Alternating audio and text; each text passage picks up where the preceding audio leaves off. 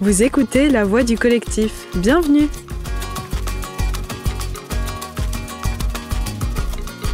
La Voix du collectif, c'est un reportage sur les modèles agricoles en collectif, porté par l'association Paroles de paysans. Nous sommes Julia et Judith, deux étudiantes en agronomie, et pendant 4 mois, on sera en immersion au sein de collectifs agricoles. Voici le premier épisode de notre série de podcasts, un épisode particulier pour contextualiser et amorcer notre sujet.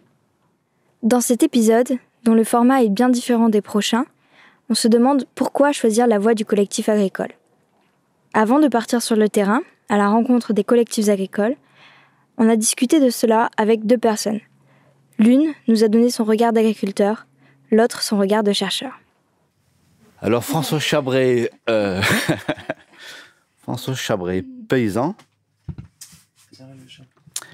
Paysan et développeur, je crois que c'est... je suis un paysan développeur, en fait. Pendant tout mon parcours, en fait, c'est vrai que j'ai eu à la fois le souci de faire vivre mon exploitation, mais aussi à la fois aussi de faire vivre le territoire, quoi. Et de mettre en place des outils qui permettent au territoire de s'en sortir, quoi. Voilà. À mon niveau, hein, je veux dire, je suis pas le messie, mais agir au quotidien, quoi, en fait. Hein. Voilà. Agir là où on vit, quoi. Alors, donc je m'appelle Rémi Gauthier. En stage de fin d'études, je suis allé à l'IRSTEA de Clermont-Ferrand. On y étudie beaucoup les questions de territoire, de ruralité. Et j'étais dans une unité mixte de recherche sur les liens entre propriété et usage du foncier agricole. Le but, c'était d'étudier un peu les formes de propriété un peu innovantes sur le foncier agricole et les formes de propriété collective notamment. Si on a choisi de parler du collectif en agriculture, c'est qu'on pense qu'il répond à de nombreux défis auxquels fait face l'agriculture actuelle. Mais avant de voir ce qu'apportent les collectifs, est-ce qu'on ne pourrait pas retracer l'historique récent de l'agriculture en France et ses enjeux actuels ? On fait le constat que l'état de l'agriculture est aujourd'hui inquiétant, avec de lourds impacts écologiques, sociaux et économiques. Si on en est arrivé là, c'est que le modèle agricole dominant en France est le fruit d'un processus d'industrialisation poussé par l'État depuis l'après-guerre. Dans un objectif de souveraineté alimentaire en Europe, l'agriculture se modernise à partir des années 50, incluant mécanisation et chimisation. La France est un grand pays agricole. 32 millions d'hectares de culture, 32 millions d'hectares à défendre contre les mauvaises herbes. Laissez faire Roundup. Roundup détruit totalement les mauvaises herbes, même les plus coriaces. Ce progrès technique, qui repose essentiellement sur une utilisation massive des énergies fossiles, augmente la productivité physique du travail. Un agriculteur ou une agricultrice peut alors exploiter des surfaces bien plus grandes et on assiste alors à une diminution de l'emploi agricole. La politique agricole commune, mise en place en 1962, pousse aussi à l'agrandissement des fermes et l'augmentation de la productivité. Ça passe d'abord par la garantie de prix minimaux de rachat par l'État, une sorte de filet de protection incitant les agriculteurs et les agricultrices à produire plus.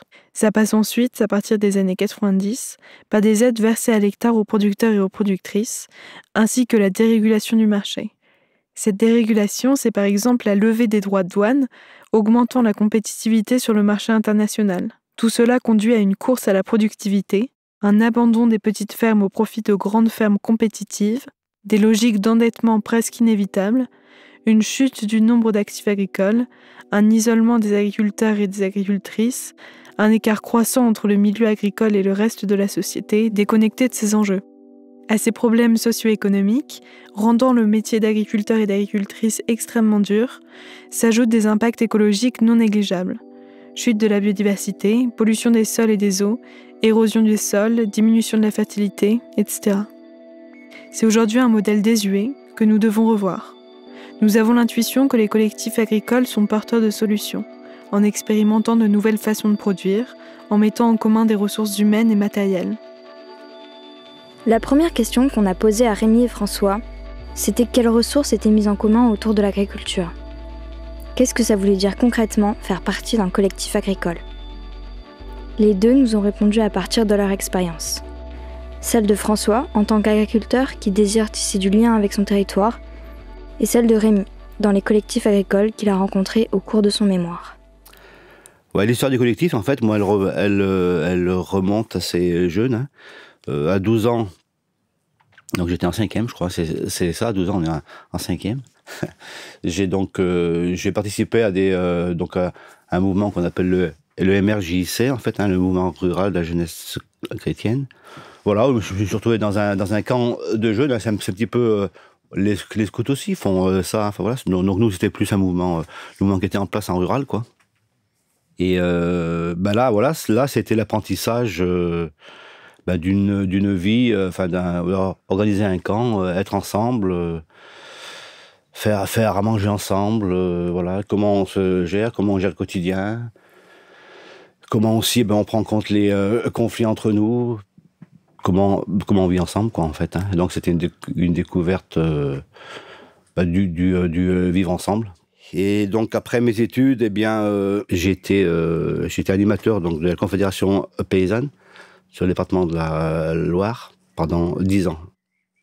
Et puis après, voilà, je me suis retrouvé avec un projet d'installation en viticulture. Et là, c'est vrai que démarrant de rien, en fait, j'ai proposé aux collègues sur le coin de monter une CUMA, donc coopérative d'utilisation de matériel agricole. Donc voilà, rapidement, comme j'avais pas de matériel, moi j'ai proposé aux collègues qu'on achète du matériel en commun, donc ça n'a pas été très très simple parce qu'il y avait quand même des gens qui travaillaient seuls. Mais bon, on s'est retrouvé une équipe et voilà, donc on a créé la première CUMA viticole sur la côte touranaise, quoi. Les collectifs que j'ai étudiés, donc c'est des gens qui s'installaient en agriculture. Donc déjà, c'est un groupe particulier de personnes, quoi, ceux qui arrivent dans le milieu et qui connaissent pas forcément le monde agricole. Et en plus, ils s'installaient avec des modalités qui étaient assez peu communes. C'est pas une installation classique de s'installer en collectif. Et donc au niveau des idées, ça dépend de chaque collectif. Ils ont globalement les mêmes idées au sein du collectif, hein, donc vous vous en doutez un peu, des valeurs très autogestionnaires, écologistes, féministes, et très très tournées vers la solidarité et le respect de l'autre et l'ouverture à l'autre. Tout au long de mon parcours, en fait, j'ai été baigné donc dans cette approche du collectif, en fait, où l'individu est important, mais on avance qu'ensemble, quoi. Il y avait un prêtre qui me disait souvent il vaut mieux faire un pas à 10 que 10 pas tout seul. Et ça a toujours été quelque chose qui m'a motivé dans les choix que j'ai faits, quoi. Et ça crée aussi une dynamique où chacun fait son vin, donc chacun a son produit, mais on partage aussi sur des façons de faire, sur des façons de produire aussi. Voilà, moi je suis passé en bio en 2010. Assez longtemps, en fait, dès mon installation, j'avais cette envie de faire du raisonné, de faire attention à ce que je faisais au niveau des produits. Et le fait de travailler ensemble, en fait, ça a aussi permis de réfléchir à ça, de réfléchir au passage en bio, et on l'a fait à plusieurs, quoi. Et ça, c'était assez bénéfique parce que voilà, on comparait on comparait un petit peu ce qu'on faisait. Tiens, toi, tu traites avec ça. Tiens, oui, mais moi, je mets ça. Enfin, voilà. Donc il y a tout aussi une auto-formation entre nous sur des pratiques nouvelles de production et d'intervention sur la vigne, quoi. Ces diverses formes d'associations constituent des leviers puissants aux difficultés et contraintes inhérentes à la profession agricole. L'acquisition de matériel agricole, le changement de pratique agricole ou le temps passé à la distribution des produits, qu'a vécu François à ses débuts, mais aussi l'accès à la terre, comme nous l'explique Rémi. Pourquoi est-ce qu'ils mettent tout ça en commun ? Eh bien, d'une part, pour éprouver justement ces valeurs-là, parce qu'ils ont envie de faire autrement, enfin, ils n'ont pas envie d'être tout seuls dans l'installation agricole, parce que le monde agricole, c'est quelque chose de dur. Agriculteur, qu'on soit maraîcher ou éleveur, c'est quelque chose qui est très dur, qui prend beaucoup de temps, et rien que le fait d'être à plusieurs, ça permet d'échanger tout un tas de choses. Ne serait-ce que de pouvoir parler, c'est déjà énorme. Ensuite, pouvoir travailler ensemble, avoir des chantiers communs, que ce soit repiquer des légumes ou déplacer un troupeau ou n'importe quoi, dès que tu es plus de 1, c'est beaucoup plus facile. Et il y a aussi tout simplement l'accès à la terre et l'accès aux outils qui coûtent beaucoup moins cher quand on est plusieurs. Parce que l'accès au foncier est quelque chose de très difficile quand on s'installe, surtout si on ne vient pas du milieu agricole. Le foncier agricole, en gros, c'est l'ensemble des terres qui sont disponibles pour exploiter, donc quelle que soit son activité agricole. Et ce foncier agricole en France, il est soumis à beaucoup de pression et de contraintes. Il y a des contraintes, par exemple, d'urbanisation et d'artificialisation, avec des villes qui peuvent s'étendre et qui peuvent un peu grignoter les terres agricoles alentour. Et donc ça fait monter le prix de la terre, évidemment. Et ce prix de la terre qui monte, c'est un obstacle pour beaucoup d'agriculteurs parce que, évidemment, eux, derrière, n'ont pas les moyens d'accéder au foncier. Donc il y a tout ça. Chaque année, il y a plein de fermes qui trouvent pas de repreneurs, parce que plus ça va, plus les fermes sont grandes, et donc plus à la revente, elles sont chères, et qu'on doit déjà s'endetter de quelques centaines de milliers d'euros, voire quelques millions pour s'installer, ça en refroidit plus d'un. Et donc l'avantage là-dessus d'être en collectif, c'est que non seulement à plusieurs, on est plus nombreux pour chercher de l'information pour s'installer, pour savoir où est-ce qu'on va et quelle parcelle on cherche. Et au niveau du coût, on peut évidemment, comme je disais tout à l'heure, mutualiser les moyens. Donc là-dessus, c'est un avantage qui est non négligeable. Mais c'est évident que le collectif, en fait, a un impact direct sur l'économique, quoi. Moi, quand je me suis installé, s'il avait fallu que j'achète tout le matériel que j'ai aujourd'hui, j'achète seul le matériel, et d'une part, je l'aurais pas fait, donc je suis encore dans des systèmes un petit peu exigeants au niveau physique, parce qu'on mécaniserait un petit peu moins. Et puis, c'est vrai que je dirais que je passais encore beaucoup plus de temps à la vigne, quoi. C'est-à-dire que le fait d'avoir un tracteur, du matériel pour travailler le sol, du matériel pour traiter, c'est vrai que ça permet, je dirais, d'économiser du temps homme et de la fatigue, quoi. Donc, ça a un impact direct, quoi. Et on se rend bien compte que tous les points de vente collectifs ont un impact économique sur les personnes, quoi. Je dirais se regrouper sur un lieu pour vendre plutôt que d'être chacun dans son petit coin à vendre. Et d'une part, on passe moins de temps, parce que ce qui est difficile, c'est le temps homme qu'on passe à vendre, quoi. Enfin, le temps humain. Et le fait de partager ce temps-là, ça permet d'être un peu plus présent sur sa ferme. On comprend que l'accès collectif au foncier est une solution pour répondre aux pressions qui se font sentir aujourd'hui autour de la terre. Mais alors, quels moyens sont mis en œuvre pour y parvenir ? Leur but, c'est de dissocier la propriété de la terre de l'usage de la terre. Donc, eux, ce qu'ils veulent, c'est avoir un usage agricole des terres agricoles, donc produire, que ce soit des légumes, que ce soit des vaches, des porcs, peu importe. Mais ils ne veulent pas être propriétaires de ces terres-là pour ne pas retomber dans ces logiques capitalistes. Donc, ce qu'ils font en général, c'est qu'ils font en sorte d'acquérir le foncier à plusieurs, en cédant ensuite le foncier à une structure externe. Et cette structure externe-là, elle va, être pérenne. Et le jour où eux, ils en ont marre d'être agriculteurs ou qu'ils veulent partir à la retraite, ou enfin voilà, s'ils sont là pour 5 ans, 10 ans, 20 ans, peu importe, ils partent avec toute leur expérience, mais ils laissent la terre à cette structure externe. Et c'est cette structure externe-là qui va, elle, se charger de trouver des nouveaux occupants de la terre.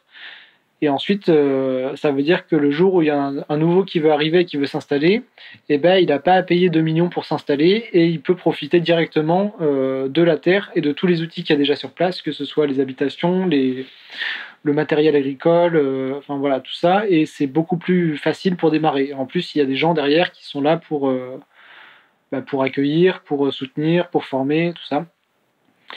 Donc, il y a une structure en France qui est un peu emblématique de tout ce mouvement-là, qui s'appelle Terre de Liens. Donc, Terre de Liens, c'est une structure qui est assez connue, qui, je crois, aujourd'hui en France, a plus d'un millier de fermes.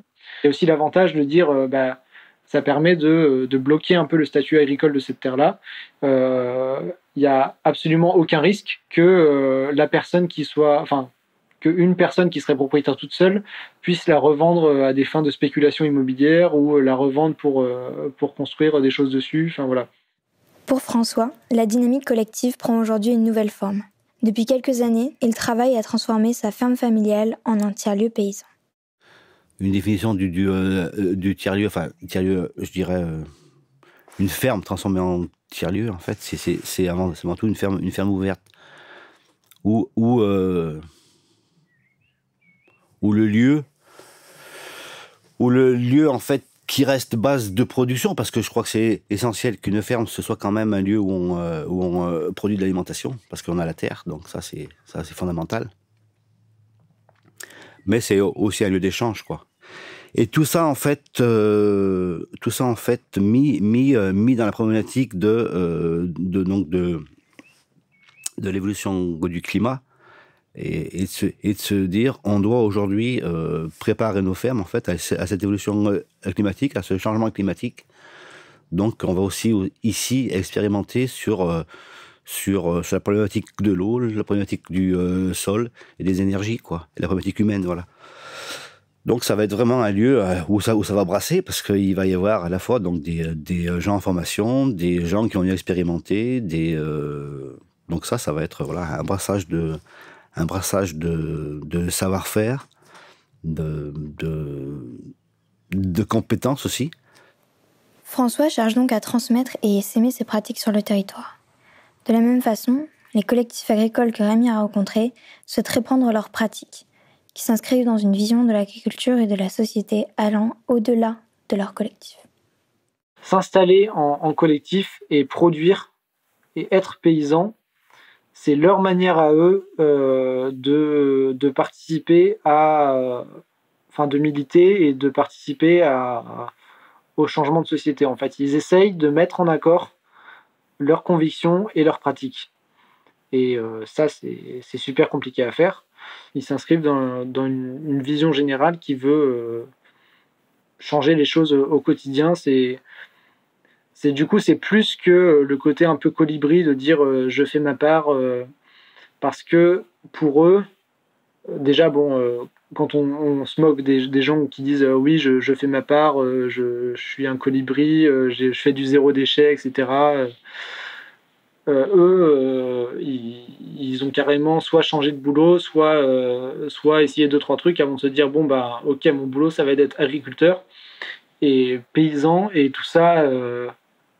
Ce choix-là, quand même, il n'est pas donné à tout le monde et il faut déjà pas mal de courage pour choisir ça. Et donc voilà, ils font ce qu'ils peuvent et ça marche doucement mais sûrement, je dirais, avec toujours effectivement cette difficulté qui est pour eux et pour tout le monde hein, dans le milieu écolo en général, enfin plutôt à gauche.